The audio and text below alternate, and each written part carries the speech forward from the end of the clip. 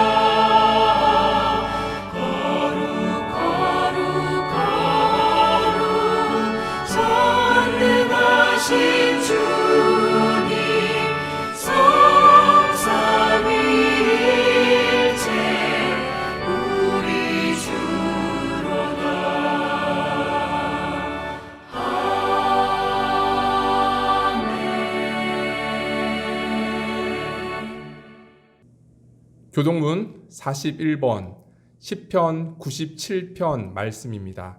저와 여러분이 한 절씩 교독하겠습니다. 여호와께서 다스리시나니 땅은 즐거워하며 허다한 섬은 기뻐할지어다.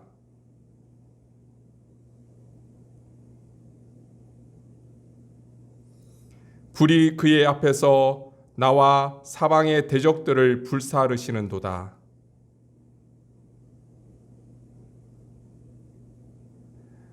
산들이 여호와의 앞 곧 온 땅의 주 앞에서 밀랍같이 녹았도다.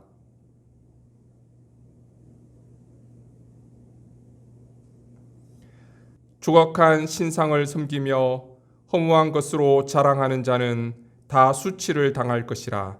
너희 신들아 여호와께 경배할지어다.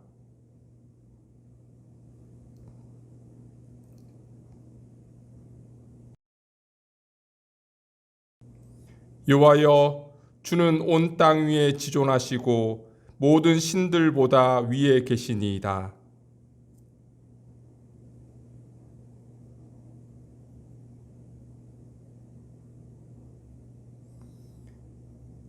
의인을 위하여 빛을 뿌리고 마음이 정직한 자를 위하여 기쁨을 뿌리시는도다. 의인이여, 너희는 여호와로 말미암아 기뻐하며 그의 거룩한 이름에 감사할지어다. 아멘. 다 같이 사도신경 하심으로 우리의 신앙을 고백하겠습니다. 나는 전능하신 아버지 하나님, 천지의 창조주를 믿습니다.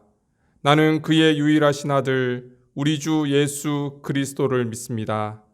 그는 성령으로 잉태되어 동정녀 마리아에게서 나시고 본디오 빌라도에게 고난을 받아 십자가에 못 박혀 죽으시고 장사된 지 사흘 만에 죽은 자 가운데서 다시 살아나셨으며 하늘에 오르시어 전능하신 아버지 하나님 우편에 앉아 계시다가 거기로부터 살아있는 자와 죽은 자를 심판하러 오십니다.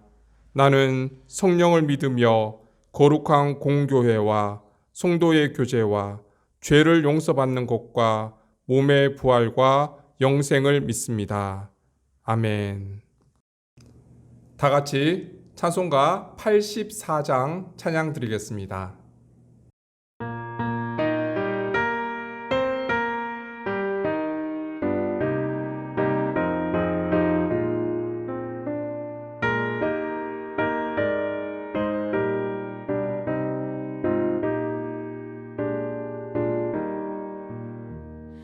세상이 캄캄하여서 참 빛이 없었다니 그 빛나는 영광 나타나 온 세상 빛이었네. 영광의 주, 영광의 주,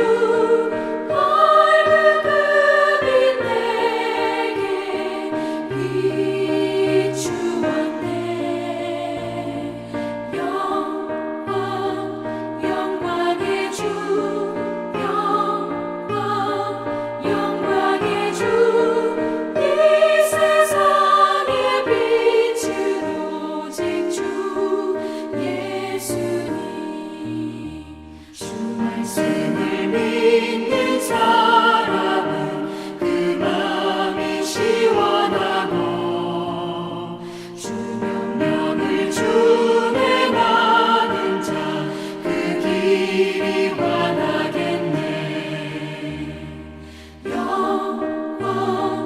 영광의 주, 영광의 주,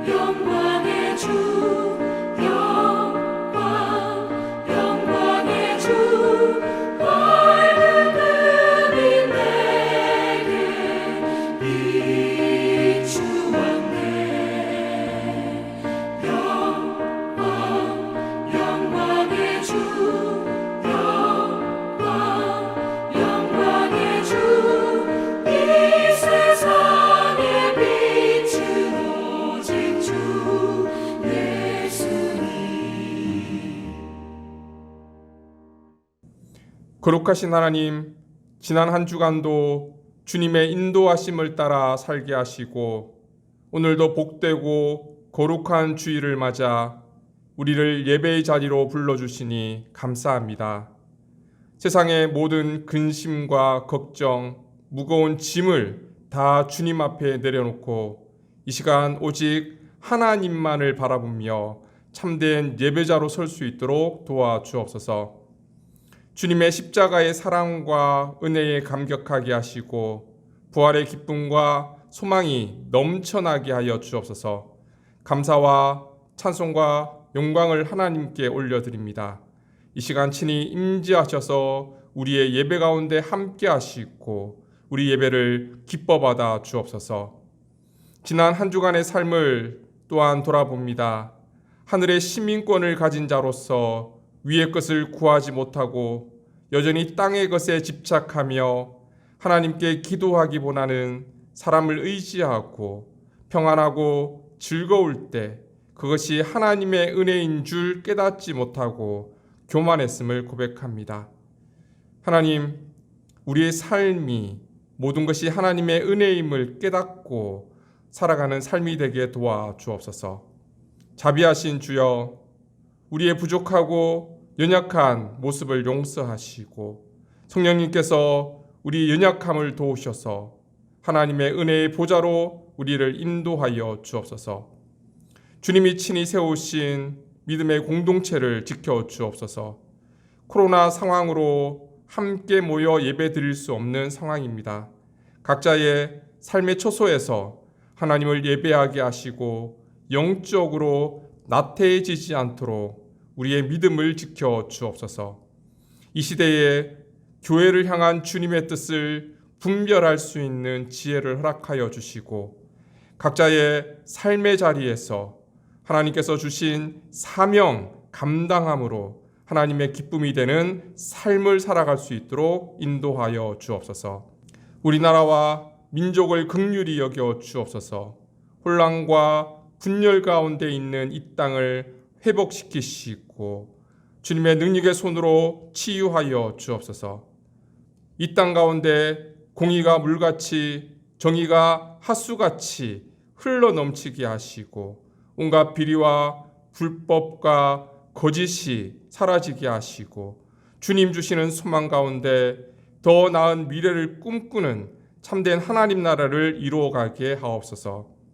인도 가운데 죽어가는 영혼들을 긍휼히 여겨 주옵소서. 그리스도의 복음이 인도 땅 가운데 넘쳐나게 하시고 복음으로 인해 새로운 변화의 바람이 일어나게 하옵소서. 이곳을 주님의 십자가의 은혜로 생명의 땅, 소망의 땅으로 변화시켜 주옵소서. 인도 교회 목회자들과 선교사님들을 지켜주시고 오늘도 주님의 평강으로 인도하여 주옵소서. 모든 말씀 예수님의 이름으로 기도드립니다. 아멘.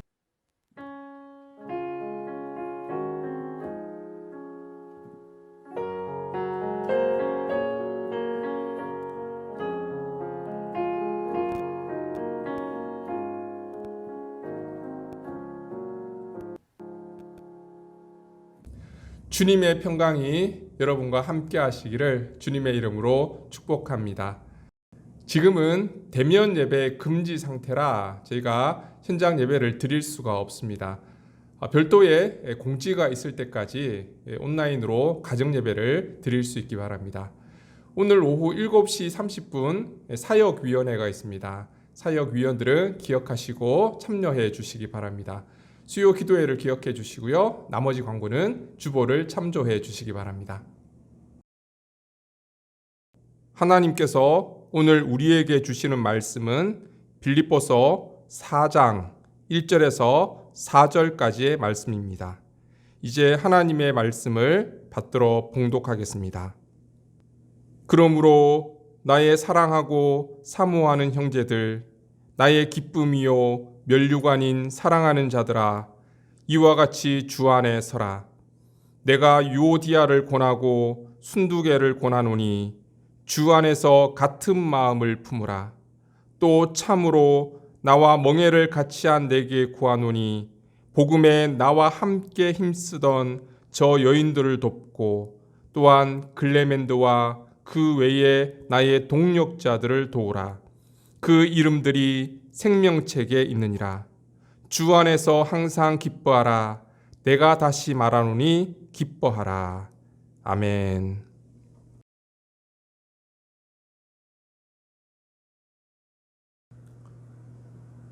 여러분, 오늘 본문을 읽으면서 유독 눈에 띄는 단어가 있지 않습니까?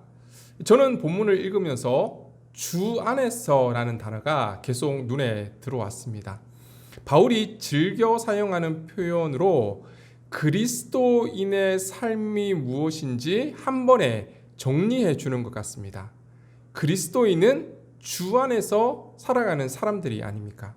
지난주 말씀대로라면 주 안에서 살아가는 삶은 하늘의 시민권을 가지고 살아가는 삶이다. 그렇게 표현할 수 있을 것 같습니다. 반면 주 안에 있지 못한 사람들, 주 밖에 살아가는 사람들은 십자가의 원수들로 살아가는 사람인 거죠. 빌립보 교인들 중에는 주 안에서 거하지 못하는 사람들, 즉 주 밖에 거하면서 율법주의 안에서 로마 제국 안에서 그 삶을 영위하고 살아가려고 하는 사람들이 있었던 것 같습니다. 그들은 십자가의 원수로 멸망의 길로 달려가면서 먹고 마시는 것을 추구하고 또 이 땅에 썩어질 영광을 자신의 자랑으로 삼고 여기며 살았던 사람들이었던 거죠. 그래서 오늘 본문에서 바울은 주 안에서의 삶이 어떠한 삶인지 설명해 주고 있습니다. 오늘 본문 1절 말씀입니다. 같이 한번 읽어보겠습니다. 그러므로 나의 사랑하고 사모하는 형제들, 나의 기쁨이요 멸류가 아닌 사랑하는 자들아, 이와 같이 주 안에 서라. 이 구절의 핵심 내용이 무엇입니까? 주 안에서 서라는 것이죠. 바울은 이 말을 하기 위해서 빌립보 교회 성도들을 향해서 굉장히 친밀한 표현을 사용하고 있어요. 이것은 빌립보 교회가 바울을 도왔기 때문에, 후원했기 때문에 아부하는 표현이 아니었어요. 바울은 정말 빌립보 교회를 향해서 남다른 애정을 가지고 있었던 것을 우리는 기억합니다. 오늘 본문에 의하면 형제들이라는 표현을 사용하고 있죠. 형제라는 뜻은 같은 자궁에서 태어난 자라는 뜻을 가지고 있습니다. 한 피를 나눈 형제라는 뜻을 가지고 있는 거죠. 그리스도인은 누구입니까? 그리스도의 피를 함께 나눈 형제들인 거예요. 그리스도의 십자가 앞에서 함께 죽고 그리스도와 함께 다시 태어난 사람들, 그 형제들. 그래서 바울은 오늘 본문 가운데 빌립보 교회 성도들을 향해서 형제들이라고 부르면서 굉장히 친밀함을 표현하고 있습니다. 게다가 그 앞에 수식 어구가 있죠. 나의 사랑하고 사모하는 형제들. 사랑한다. 사랑한다는 표현은 헬라어로 여러 가지가 있어요. 그 중에 우리가 가장 잘 알고 있는 단어가 있죠. 바로 아가페. 하나님의 사랑. 신적인 사랑을 표현할 때 사용하는 단어가 바로 아가페입니다. 그런데 바울은 빌립보 교회 성도들을 향해서 사랑한다라는 표현을 쓰면서 왜 아가페라는 표현을 사용했을까요?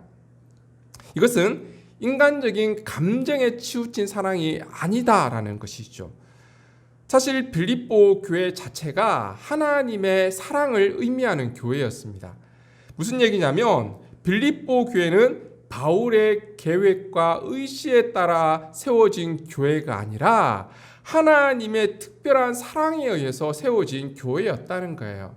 바울이 2차 전도 여행 때 원래 계획했던 지역이 어디였습니까? 소아시아 지역이었죠. 그 지역을 돌면서 복음을 전하고자 하는 계획을 가지고 있었던 거예요. 그런데 가는 곳곳마다 하나님께서 그 길을 다 막으셨어요. 복음을 전할 수 있는 길들이 다 막혀서 괴로울 때 하나님께서 바울에게 환상을 보여주십니다. 마게도냐 사람들이 와서 이리로 와서 우리를 도우라 라는 그런 환상을 바울은 보게 되죠. 사실 바울은 하나님의 뜻 앞에 자신의 고집과 자신의 계획을 포기하지 못하고 하나님의 뜻과 대치하고 있었던 거예요. 그때 하나님의 환상을 보고 나서야 이게 하나님의 뜻이었구나. 그제서야 깨달았고 빌립보 지역을 향해서 갔다는 거예요. 그래서 빌립보는 바울의 의지와 계획이 아니라 하나님의 특별한 사랑으로 지어진 교회, 그 사랑이 담겨져 있는 교회라는 고백을 바울이 하고 있는 것 같습니다.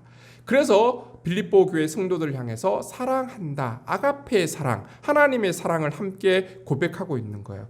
뿐만 아니라 바울은 사모한다. 그렇게 표현하고 있죠.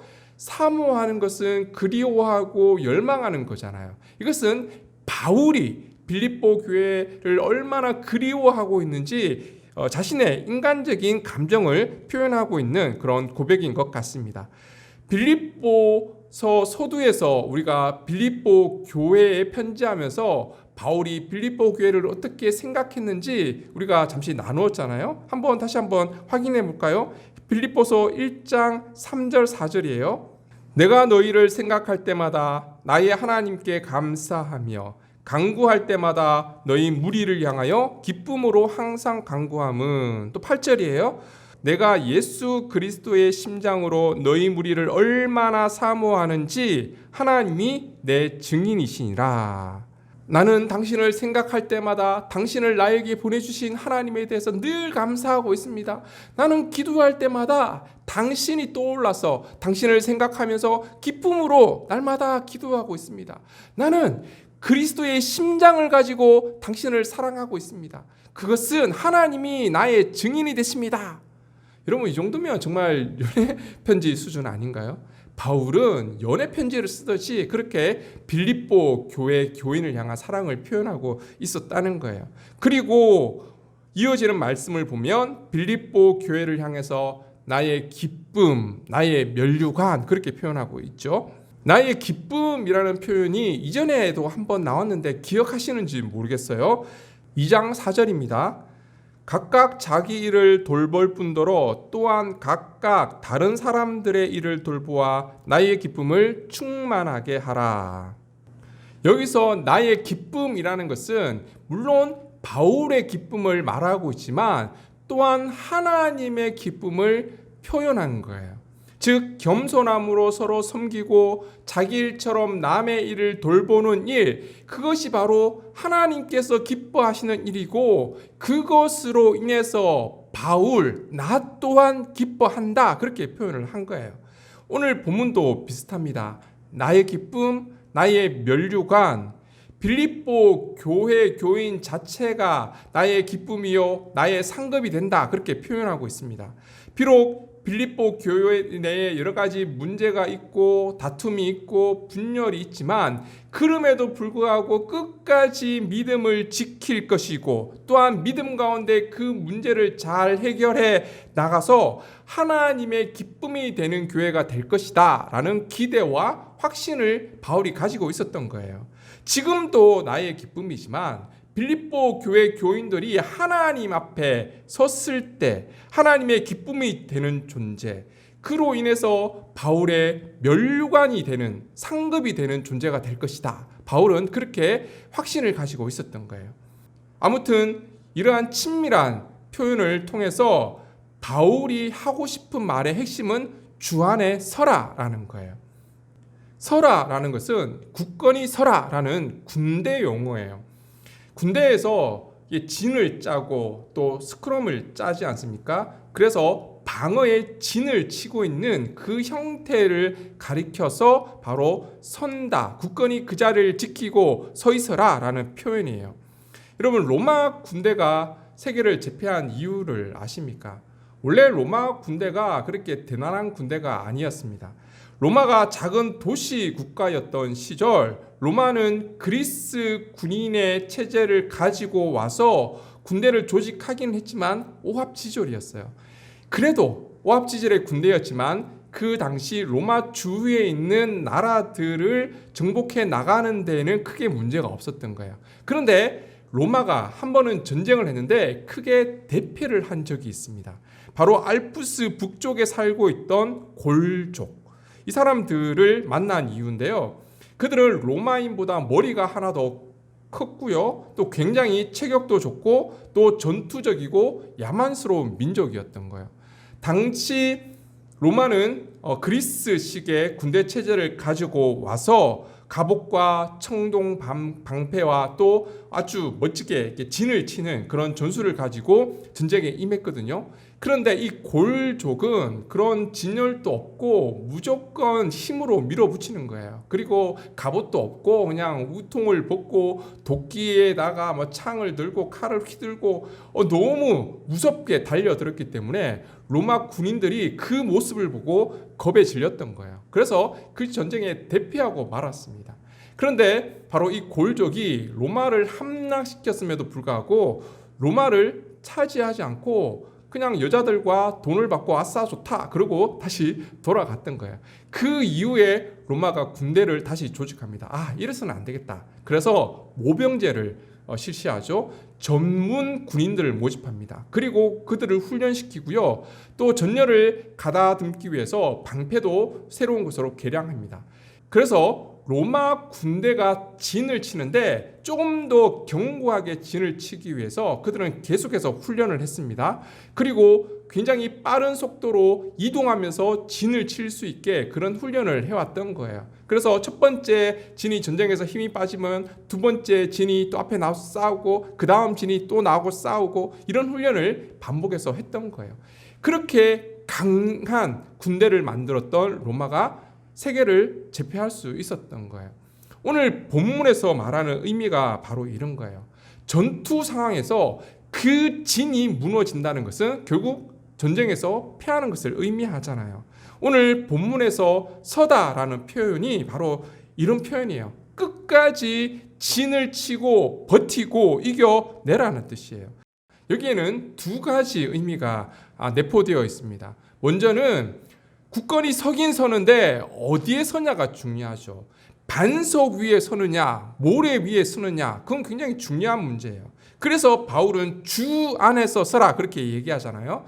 즉 이 전투는 돈, 물질, 세상적인 것을 위한 전투가 아니라는 거예요. 그 세상적인 것을 위해서 진을 치고 버티는 게 아니라는 거예요. 이 전쟁은 주님을 위한 믿음을 지키기 위한 전쟁이라는 거예요. 그래서 이와 같이 주 안에서 서라 그렇게 말하고 있습니다. 이와 같이 무슨 얘기입니까? 이와 같다는 것은 앞에 무언가를 얘기했다는 거죠. 지난주 우리가 말씀을 살펴본 핵심 내용이 무엇입니까? 우리는 하늘의 시민권을 가지고 있는 자로서 마지막 날에 하나님의 영광스러운 몸으로 변화하게 될 것이다. 이것이 마지막 구절의 내용이었어요.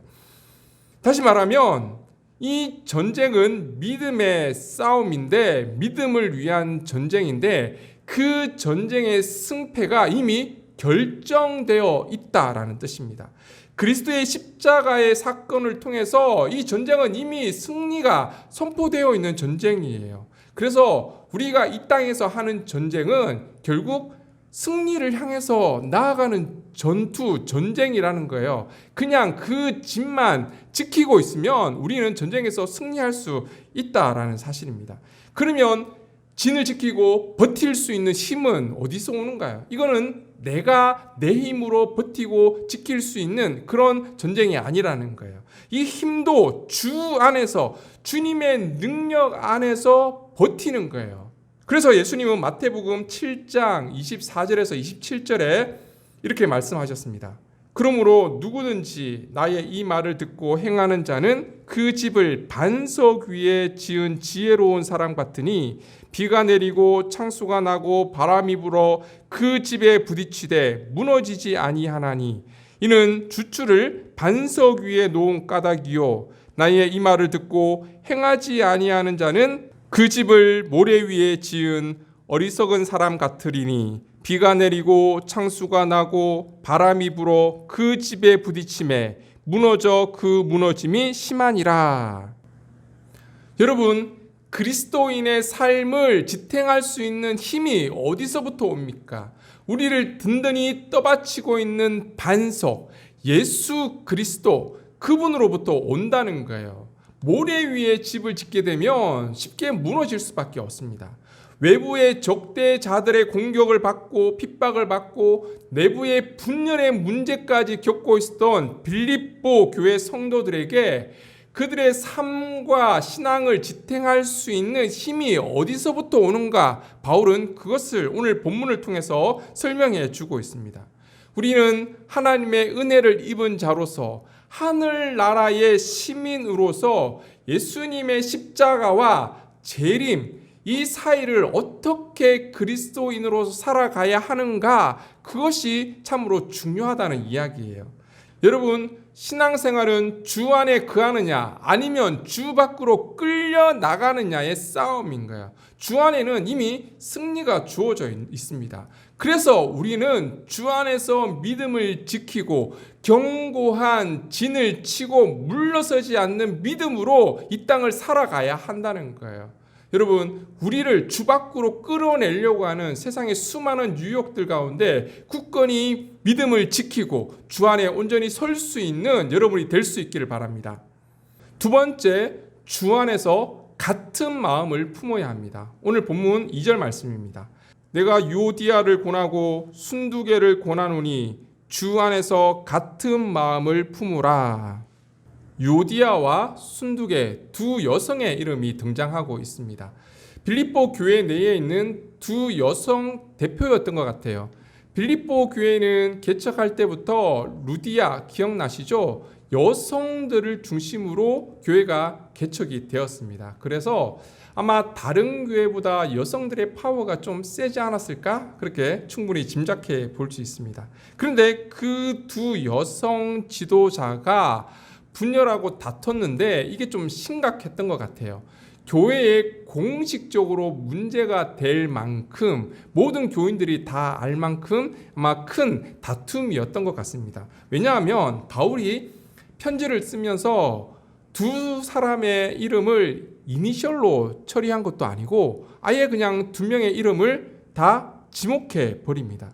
아무리 바울이 친밀한 관계에서 권면을 한다 하더라도 이건 굉장히 기분 나쁠 수 있는 일이잖아요. 모든 공개석 상에 자신의 이름을 거론하는데 뭐 좋은 일도 아니고 또 싸우고 다퉜던 일 때문에 이렇게 공개적으로 자신의 이름을 거론하는 것은 굉장히 기분 나쁜 일일 수도 있어요. 후대에 우리도 빌립보 교회 하면 그래 그 여성 두 사람 유오디아와 순두개 서로 싸웠다더라 그렇게 기억하잖아요. 그런데 바울이 이렇게 두 사람의 이름을 직접 언급한 것은 그것이 바로 빌립보 교회 내에 공식적인 문제가 되었기 때문에 그렇게 쓰지 않았을까 그렇게 짐작해 볼 수가 있습니다. 바울은 두 사람을 권면하면서 같은 마음을 품으라 그렇게 얘기를 하고 있죠. 그런데 이게 무슨 뜻이냐면 그래 서로 다투지 말고 조금 조율하고 합의하고 화해하라 뭐 그런 의미가 아니에요.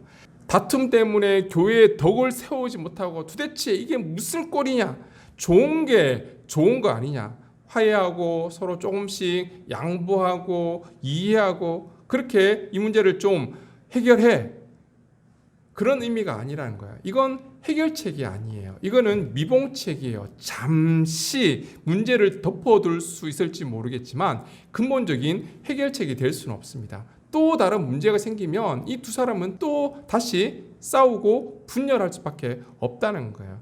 그래서 바울이 제시한 해결책은 주 안에서 같은 마음을 품으라라는 거예요. 주님의 마음을 품으라. 이것은 2장에서 우리가 다뤘던 내용이잖아요. 그리스도의 마음을 품는 것, 그것은 겸손함으로 나보다 남을 낮게 여기고 자신을 비우는 삶을 실천하는 것을 의미합니다. 교회는 그리스도의 몸이잖아요. 성도 한 사람 한 사람은 그리스도의 몸인 교회를 구성하는 지체입니다. 그 중에 하나가 무너지게 되면 전체의 몸이 무너질 수 있다는 거예요. 교회가 치고 있던 그 견고한 진의 일부가 무너지면 교회 전체가 무너질 수 있는 거예요. 그래서 굳건하게 서기 위해서는 정말 스크럼을 아주 견고하게 잘 짜고 버텨나가야 한다는 거예요. 그런데 이렇게 견고하게 설 수 있는 유일한 방법이 있다면 바로 주 안에서 같은 마음을 품는 거예요. 서로 다른 곳을 바라보고 있으면서 견고한 진을 형성할 수는 없습니다. 여러분, 전쟁에서 가장 무서운 것이 병사들의 마음이 나누어지는 거예요. 그 전쟁에 대한 확신이 없으면 두려움이 엄습해 옵니다. 두려움이 있게 되면 결코 그 전쟁에서 승리를 할 수 없는 거예요.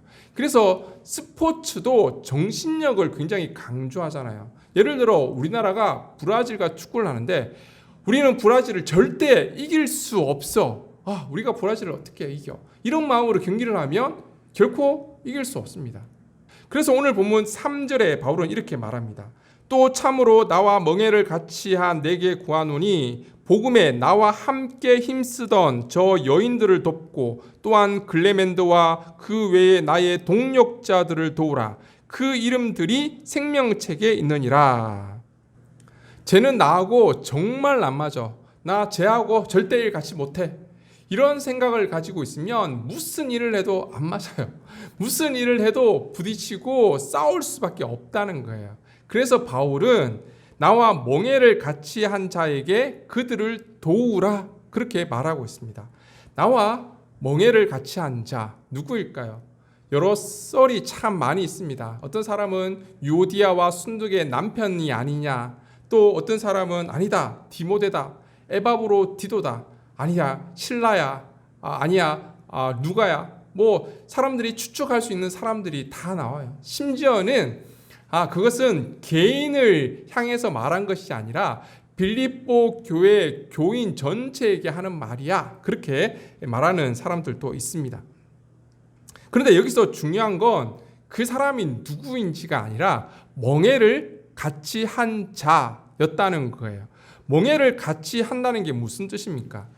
여러분 밭을 갈기 위해서 소 2마리에 멍에를 씌우고 밭을 간다고 한번 생각해 보십시오. 그 소들이 서로 다른 곳을 바라보고 자기가 원하는 방향으로 가려고 하면 밭을 제대로 갈 수가 있습니까? 또 주인은 그 모습을 보고 그냥 지켜보고 있습니까? 아니죠. 2마리 소가 한 방향으로 갈 수 있도록 야단을 치겠죠. 채찍질을 하겠죠. 멍에를 같이 한다라는 것은 같은 삶의 방향을 가지고 그 길을 살아가고 있다라는 의미입니다. 그래서 주님께서는 마태복음 11장 29절에 이렇게 말씀합니다. 나는 마음이 온유하고 겸손하니 나의 멍에를 메고 내게 배우라. 그리하면 너희 마음이 쉼을 얻으리니. 그렇습니다. 신앙은 주님과 함께 멍에를 지는 삶인 거예요. 즉 주님과 함께 바울과 함께 멍에를 진 자, 그가 유오디아와 순두계와 함께 멍에를 지고 한 방향으로 그들이 갈 수 있도록, 한 믿음의 길로 걸어갈 수 있도록 그들을 도우라라는 것이죠. 여러분 이것이 신앙입니다. 우리의 공동체 안에 서로 다른 곳을 바라보는 지체가 있다면 주님께서 진 그 멍에를 우리가 함께 지고 감으로 한 방향으로 나아갈 수 있도록, 그 멍에를 지고 주님을 닮아가며 주님의 길을 걸어갈 수 있도록 하는 것, 그것이 바로 신앙의 길이라는 거예요. 이 길을 함께 걸어갈 수 있기를 바랍니다. 그리고 이 구절에서 바울은 둘이 서로 다투고 또 교회 분열의 원인을 제공하고 있지만 이와는 별도로 이들의 신앙과 또 이들의 삶의 진정성과 믿음을 인정하고 있는 모습을 볼 수가 있습니다. 그들을 향해서 바울은 나와 함께 복음에 힘쓴 자들 그렇게 표현하고 있죠. 또 생명책에 그 이름이 기록된 자들 그렇게 표현하고 있습니다. 즉 다시 얘기하면 그들의 다툼은 다툼이고 그들의 믿음의 삶은 그대로 바울이 인정해주고 있는 거예요. 바울이 신앙적으로 얼마나 성숙했는지 잘 보여주는 대목이기도 합니다. 이전에 바울이 이게 안 되었잖아요. 자기가 세워뒀던 기준에 못 미치게 되면 그들과 엄청 싸우고 비난하고 그랬잖아요. 그런데 이제 바울이 바뀌었던 거예요. 나와 함께 복음에 힘썼던 자다 인정해 주는 거예요. 둘이 싸운 것도 개인적인 욕심 때문에 싸운 것이 아니라 복음에 대한 열정 때문에, 교회에 대한 충성 때문에 다투었다 그렇게 받아들였던 거예요. 그래서 그 이름이 생명책에 기록된 자들이다 그렇게 표현하고 있잖아요. 만약 이게 아니었으면 바울이 어떻게 얘기했겠습니까? 저들은 교회를 파괴하는 원수들이야, 저들은 개야, 행악자야 그렇게 비난하지 않았겠습니까? 사실 그렇습니다. 교회 안에서 다툴 수도 있고 싸울 수도 있는 거예요. 그런데 그 진정성을 알게 되고 그것을 믿어주게 되면 그 다음은 별로 어렵지 않습니다. 나도 상대도 그리스도를 위한 일을 하는 과정에서 미숙해서 생긴 일이야. 그렇게 받아들일 수 있다면 그 다음은 조금 편해질 수 있습니다.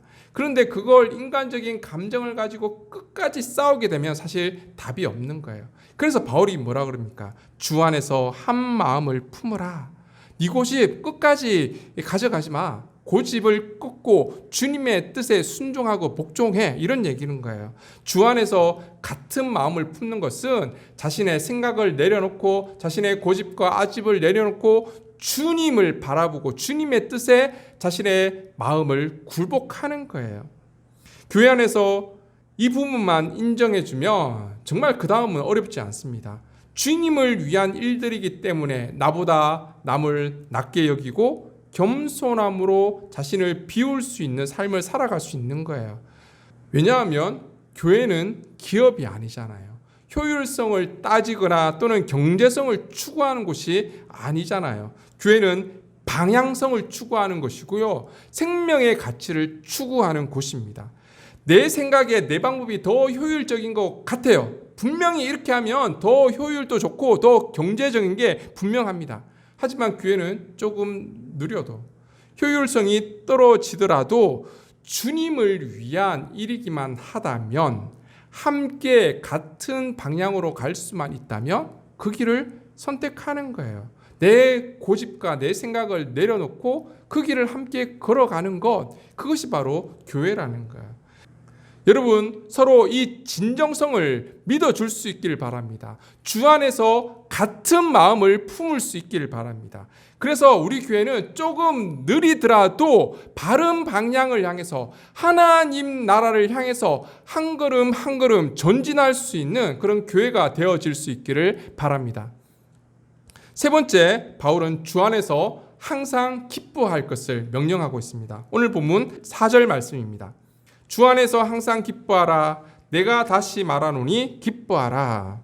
여러분, 어떻게 항상 기뻐할 수 있습니까? 저도 항상 기뻐하는 삶을 살고 싶습니다. 그런데 그게 안 되잖아요. 여러분들은 하루에 얼마나 기뻐하고 있습니까? 얼마나 웃고 지내세요? 우리 삶 가운데 짜증나고 화나고 열받는 일이 더 많지 않습니까? 우리의 개인적인 일뿐만 아니라 주위를 돌아보면 들려오는 소식들, 뉴스들, 환경들, 별로 기뻐할 수 없는 내용들이 더 많습니다.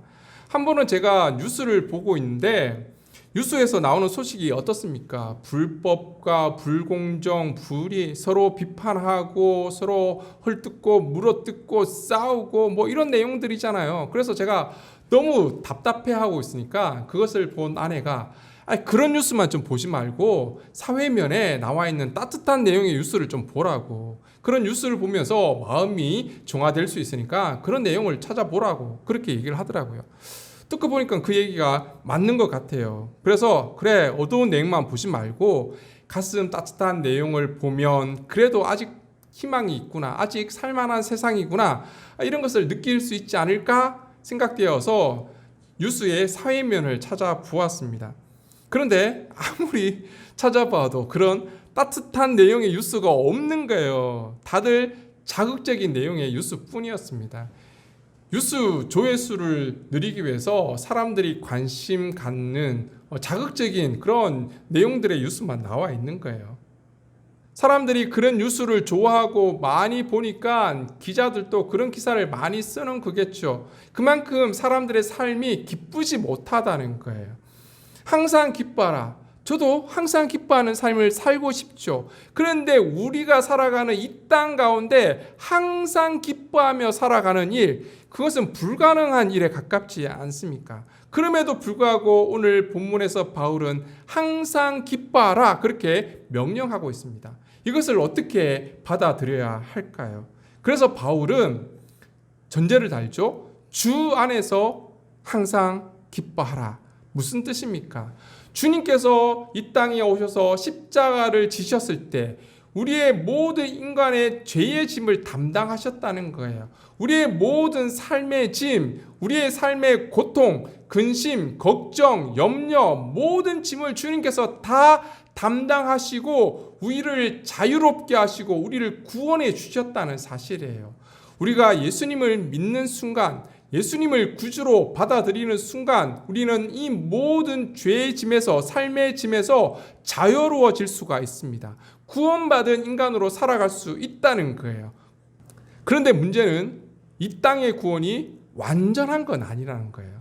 그 구원이 완전해질 때가 언제입니까? 그 기쁨이 완전해질 때가 언제입니까? 주님께서 다시 오실 때죠. 우리가 하나님 앞에 섰을 때 영원한 하나님 나라에서 참된 구원과 참된 기쁨을 누리며 살아가는 거잖아요.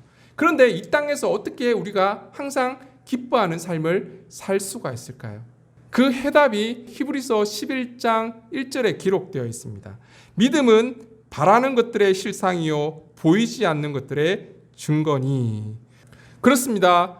믿음은 우리가 장차 하나님 앞에 섰을 때 누릴 수 있는 온전한 구원과 온전한 기쁨과 자유를 바라보는 거예요. 그리고 믿음은 그 미래의 것을 현재로 끌고 와서 주님 안에서 그 기쁨과 구원을 누릴 수 있는 거예요. 그런 의미에서 바울은 주 안에서 항상 기뻐하라 그렇게 명령하고 있습니다. 그렇다면 우리가 이 땅 가운데 어떻게 항상 기뻐하는 삶을 살아갈 수 있을지 그 말씀은 다음 주에 함께 나누도록 하겠습니다. 오늘 주 안에서라는 제목으로 함께 말씀을 나눴습니다. 여러분 주 안에서 믿음 가운데 정말 굳게 설 수 있기를 바랍니다. 주 안에서 한 마음을 품고 주 안에서 항상 기뻐하는 삶을 살아갈 수 있는 저와 여러분이 되시기를 주님의 이름으로 축원합니다. 기도드리겠습니다. 거룩하신 하나님, 오늘은 주님 안에서 삶이 어떠한 삶인지 말씀을 통해 함께 나누었습니다. 우리는 그리스도인으로서 주님 안에 거하는 삶을 살고 있습니까? 아니면 주님 밖에 거하는 삶을 살고 있습니까? 하나님, 우리의 신앙이 주님과 함께 멍에를 지고 함께 주님의 길을 걸어가며 믿음을 지키며 그 안에 참된 기쁨을 발견하며 나아갈 수 있는 귀한 믿음의 삶이 될 수 있도록 축복하여 주옵소서. 모든 말씀 예수님의 이름으로 기도드립니다. 아멘. 찬송가 370장 부르시면서 준비해 오신 예물을 하나님께 올려드리겠습니다.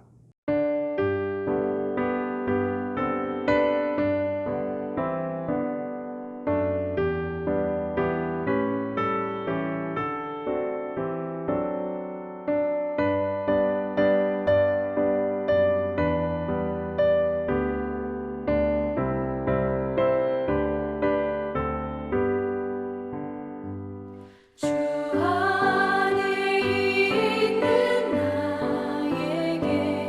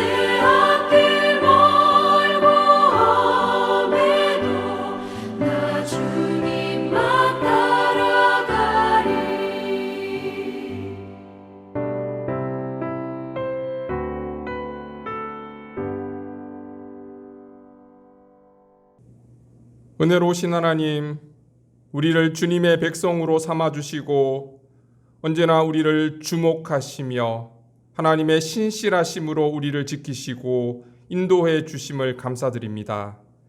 부족하지만 우리의 삶을 통해서 하나님의 사랑을 나누게 하시고 험한 세상 속에서 더욱 주님을 의지하게 하시고 하나님의 뜻을 이루며 살아가는 삶이 되게 하여 주옵소서.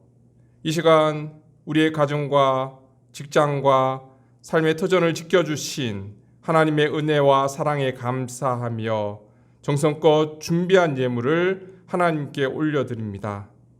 하나님, 이 예물을 기뻐 받아 주시고 예물 드린 손길을 축복하여 주옵소서. 이 예물이 세상에 흘러갈 때에 주님의 몸된 교회를 세우고 이웃을 섬기며 생명을 살리는 귀한 하나님 나라 사역을 위해 아름답게 사용되어지도록 축복하여 주옵소서. 새로운 한 주간의 삶을 인도해 주시고 하나님의 은혜와 사랑을 세상에 흘려보내는 귀한 믿음의 삶이 되게 하여 주옵소서.